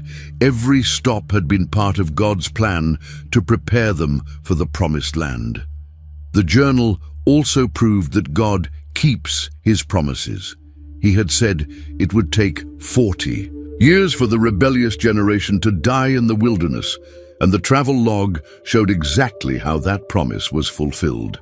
Every movement, every camping place, every year of wandering had been under God's direction. Now it was time to define exactly what land God was giving to Israel. Chapter 34 begins with the Lord speaking to Moses about the precise boundaries of their inheritance. Verse 2 introduces the topic, "Command the children of Israel and say to them, when you come into the land of Canaan, this is the land that shall fall to you as an inheritance, the land of Canaan according to its boundaries." God didn't leave the borders vague or undefined. He described them with geographical precision that could be verified and mapped. The southern border would run from the wilderness of Zin along the border of Edom, starting from the southern end of the Salt Sea on the east. From there it would go south of the ascent of Akrabim, continue to Zin, and end at Kadesh Barnea. Then it would go to Hazar Adar and continue to Asmon, where it would turn toward the Brook of Egypt and end at the Mediterranean Sea. The western boundary was simple. The Mediterranean Sea itself would serve as the western border. Verse 6 states, "As for the western border, you shall have the great sea for a border. This shall be your western border." The northern boundary was more complex. Starting from the Great Sea, it would go to Mount Hor, then to the entrance of Hamath, continuing to Zedad, Ziphron, and ending at Hazar Enan. The eastern border would run from Hazar Enan south to Shechem, then to Riblah on the east side of Ain. From there, it would continue south along the eastern shore of the Sea of Chinnereth, the Sea of Galilee, follow the Jordan River, and end at the Salt Sea, the Dead Sea. Verse 12 summarizes the eastern boundary. "The border shall go down along the Jordan, and it shall end at the Salt Sea. This shall be your land with its surrounding boundaries." These weren't arbitrary lines on a map. They were God's gift to his people, carefully defined and guaranteed by divine promise. The land included mountains and valleys, deserts and fertile plains, rivers and seas. It was everything they would need to build a nation. But God also appointed specific leaders to oversee the fair distribution of this land. Besides Joshua and Eleazar the priest, he chose one leader from each of the 9.5 tribes that would inherit west of the Jordan. From Judah came Caleb, the faithful spy who had trusted God 40 years earlier. From Simeon came Shemuel. From Benjamin came Elidad. From Dan came Buki. From Manasseh came Haniel, since half the tribe would settle west of the Jordan. Each tribe received its own representative to ensure the land division was fair and proper. Verse 17 explains their role. "These are the names of the men who shall divide the land among you as an inheritance." These weren't military commanders or wealthy aristocrats. They were men chosen by God for their integrity and wisdom. Their job was to make sure every family received their proper portion of the promised land according to God's will. The boundaries God established in chapter 34 would define Israel's homeland for generations to come. From Dan in the north to Beersheba, in the south, from the Mediterranean Sea in the west to the Jordan River in the east, this would be the land where God's promises would be fulfilled. The Levites had been set apart for God's service, which meant they wouldn't receive a large tribal territory like the other tribes, but God didn't forget about their practical needs. Chapter 35 begins with the Lord's instructions for providing the Levites with places to live throughout the promised land. Verse 2 outlines the basic provision. "Command the children of Israel that they give the Levites cities to dwell in from the inheritance of their possession. And you shall also give the Levites common land around the cities. Each tribe would give some of their cities to the Levites, not as permanent ownership, but as places to live and work. The larger tribes would give more cities, and the smaller tribes would give fewer, but everyone would contribute. In total, the Levites would receive 48 cities scattered throughout all the tribal territories. Each Levitical city would have common land around it for their livestock and possessions. Verse 4 describes the size. The common land of the cities which you will give the Levites shall extend from the wall of the city outward 1,000 cubits all around. This arrangement served several important purposes. It ensured that every region of Israel had religious leaders nearby to teach God's law and conduct worship. It also provided the Levites with places to live and graze their animals while keeping them distributed throughout the nation, rather than concentrated in one area. But 6 of these Levitical cities would serve a special purpose beyond housing priests and Levites. They would be cities of refuge, providing protection for people who accidentally killed someone. Verse 6 introduces this concept. And among the cities which you will give to the Levites, you shall appoint 6 cities of refuge, to which a manslayer may flee. Ancient Near Eastern law was harsh when it came to murder. If someone killed another person, the victim's family had the right and duty to kill the murderer in revenge. This system of justice was called the avenger of blood. But what happened when someone died accidentally? What if a man was chopping wood and the axe head flew off and killed his neighbor? Should he die for an accident? God's solution balanced justice with mercy. 3 cities of refuge would be established on each side of the Jordan River. Anyone who killed someone accidentally could flee to one of these cities and find protection from the avenger of blood. But the cities of refuge weren't a haven for murderers. Verses 16 to 18 make clear distinctions. But if he strikes him with an iron implement so that he dies, he is a murderer. The murderer shall surely be put to death. And if he strikes him with a stone in the hand by which one could die, and he does die, he is a murderer.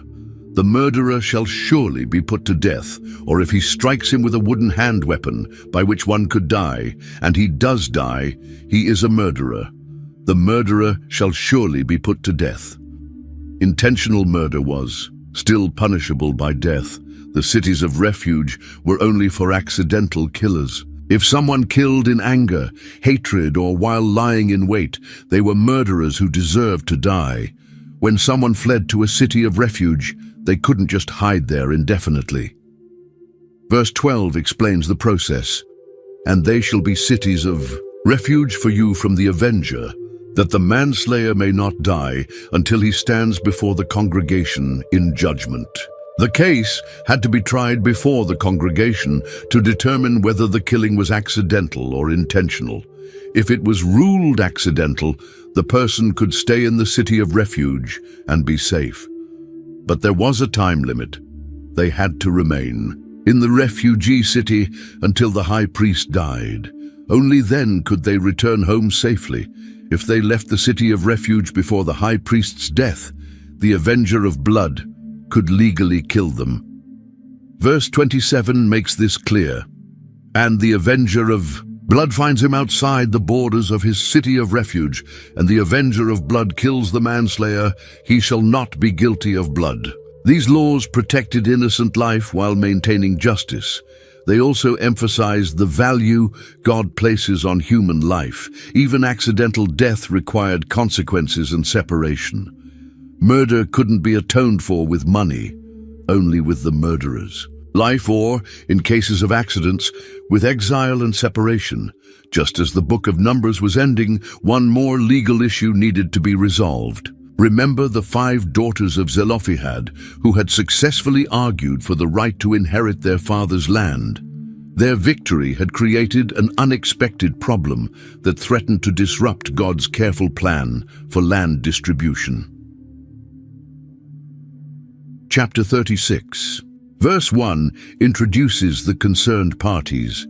Now the chief fathers of the families of the children of Gilead, the son of Machir, the son of Manasseh, of the families of the children of Joseph, came near and spoke before Moses and before the leaders. The chief fathers of the children of Israel. These family leaders from the tribe of Manasseh had been thinking about the implications of allowing daughters to inherit land. They presented their concern to Moses in verses 3 to 4. Now if they are married to any of the sons of the other tribes, of the children of Israel, then their inheritance will be taken from the inheritance of our fathers, and it will be added to the inheritance of the tribe into which they marry, so it will be taken from the lot of our inheritance. And when the jubilee of the children of Israel comes, then their inheritance will be added to the inheritance of the tribe into which they marry. So their inheritance will be taken away from the inheritance of the tribe of our fathers. Here was the problem. If Mahlah, Noah, Hoglah, Milcah, and Tirzah married men from other tribes, their land inheritance would transfer to their husbands' tribes. Over time, this could completely change the boundaries God had established for each tribe. Even the Jubilee year, when land was supposed to return to its original owners, wouldn't solve this problem because the women's inheritance would permanently belong to their husbands' tribes. This wasn't just about money or property. It was about preserving God's perfect plan for the land distribution. Each tribe had been assigned specific territories, and those boundaries needed to remain intact for generations to come. Moses recognized the validity of their concern and brought the matter before the Lord. God's answer was swift and clear. Verse 6 records his solution. This is what the Lord commands concerning the daughters of Zelophehad, saying, let them marry whom they think best, but they may marry only within the family of their father's tribe. The daughters could still inherit their father's land, and they were free to choose their own husbands. But those husbands had to come from within the tribe of Manasseh. This way, the land would stay within the proper tribal boundaries, while still preserving the family name and inheritance rights the daughters had fought for. God then established this as a permanent law for all future situations. Verse 7 explains the principle. So the inheritance of the children of Israel shall not change hands from tribe to tribe. For every one of the children of Israel shall keep the inheritance of the tribe of his fathers. This law would apply to any woman who inherited land in any tribe. Verse 8 makes it universal.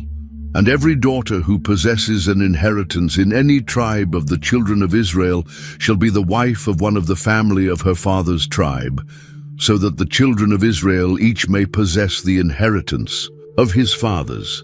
The daughters of Zelophehad were perfectly happy with this solution. Verse 10-11 records their compliance. Just as the Lord commanded Moses, so did the daughters of Zelophehad. For Mahlah, Tirzah, Hoglah, Milcah, and Noah, the daughters of Zelophehad, were married to the sons of their father's brothers. All 5 sisters married their cousins within the tribe of Manasseh. Their inheritance remained in the proper tribe. Their family name was preserved, and they set a precedent for how such situations should be handled in the future. This final law demonstrated God's attention to detail in preserving his perfect plan. Every aspect of life in the Promised Land had been carefully considered and provided for. The tribal boundaries weren't just suggestions, they were part of God's design for how his people would live in the land he was giving them. Verse 13 brings the entire book of Numbers to a close. These are the commandments and the judgments which the Lord commanded the children of Israel by the hand of Moses in the plains of Moab by the Jordan, across from Jericho. After 40 years of wandering, after countless lessons in faith and obedience, after the death of an entire generation and the rise of a new one, Israel was finally ready.